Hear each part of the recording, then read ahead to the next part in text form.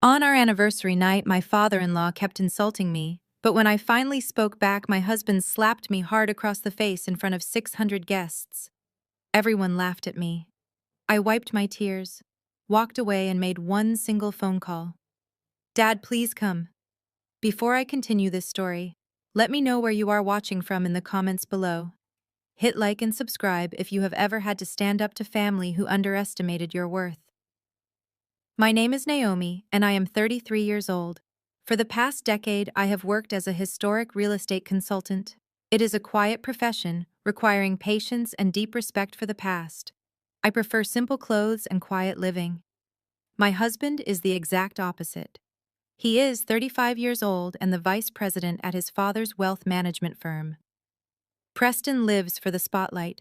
He thrives on tailored suits, luxury cars, and the constant validation of his peers.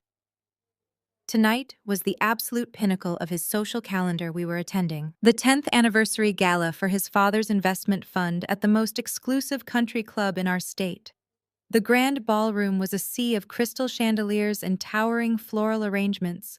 Waiters in pristine white tuxedos circulated with silver trays of champagne. 600 of the most influential people in the city were in attendance, including politicians, corporate titans, and local celebrities. I stood near the main dining table, nursing a glass of sparkling water. I was wearing a simple, elegant navy blue gown that I bought off the rack. I felt perfectly fine until I looked at my in-laws. My mother-in-law, Beatrice, held court near the center of the room. She wore a custom designer dress costing more than my first car, and her neck was heavy with diamonds. Next to her stood my sister-in-law Camille, wearing an ostentatious display of jewels. Camille was accompanied by her husband DeAndre. DeAndre is an African-American corporate lawyer who handles the legal maneuvering for my father-in-law's firm. He stood there nursing a glass of expensive bourbon, calculating every social interaction.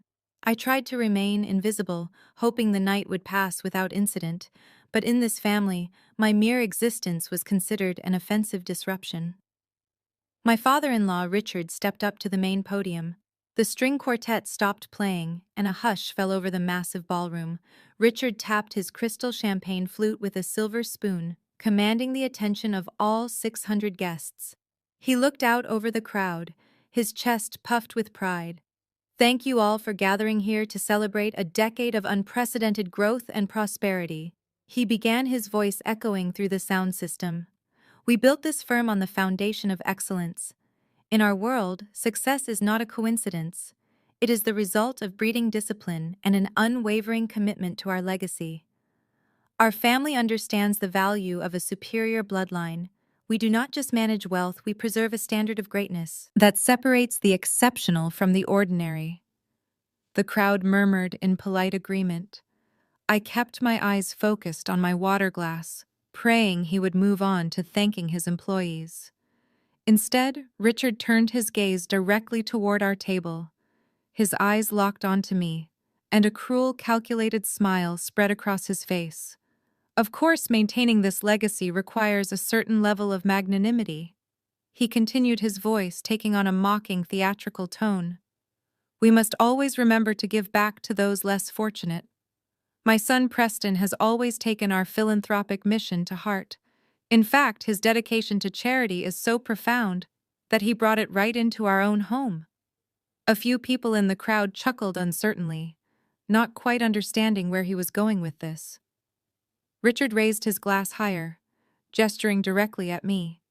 10 years ago, Preston could have chosen a partner from any of the prominent families in this room, but instead, he chose to elevate a woman from absolute zero, a woman who spends her days digging through the dirt of old houses pretending to be a professional. He gave her a name, a lifestyle, and a place at this table. It takes a truly generous man to overlook such a stark lack of pedigree and try to polish a stone, hoping it might shine like a diamond. So let us raise a glass to Preston and his relentless commitment to charity. The words hung in the air, dripping with venom. I stood frozen, my face burning with a humiliation so profound it felt like a physical weight crushing my chest. I looked around the ballroom, hoping someone, anyone would realize how incredibly inappropriate and cruel this was. But I did not find any sympathy. Instead, the ballroom erupted in laughter. 600 elite guests, the supposed cream of society, were laughing at me. I looked at Beatrice, and she was openly smirking, hiding her amusement behind a crystal goblet.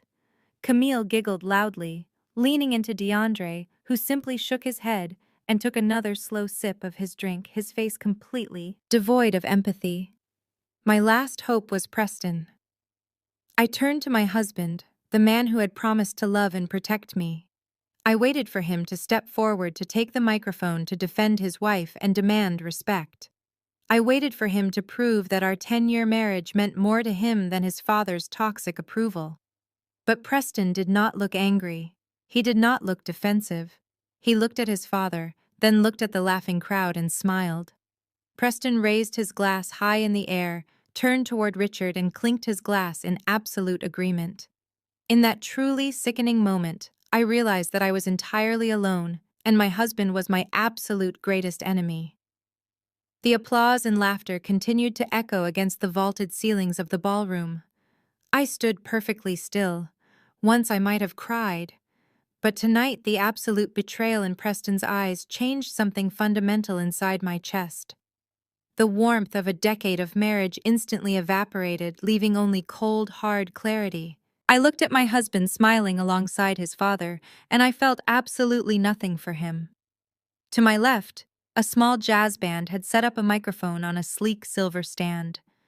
I did not run. I did not cry. I walked with slow, deliberate steps toward that microphone. My navy blue gown brushed against the polished marble floor. Guests watched, expecting an embarrassed exit. Beatrice nudged Camille, pointing a manicured finger in my direction. They were waiting for my complete humiliation to conclude.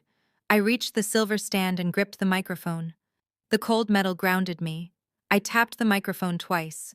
The sharp thud echoed over the sound system, instantly cutting through the symphony of elitist laughter. 600 faces turned back toward me. Richard frowned, annoyed by the interruption. Preston lowered his champagne flute, his brow furrowing in confusion. I took a deep breath.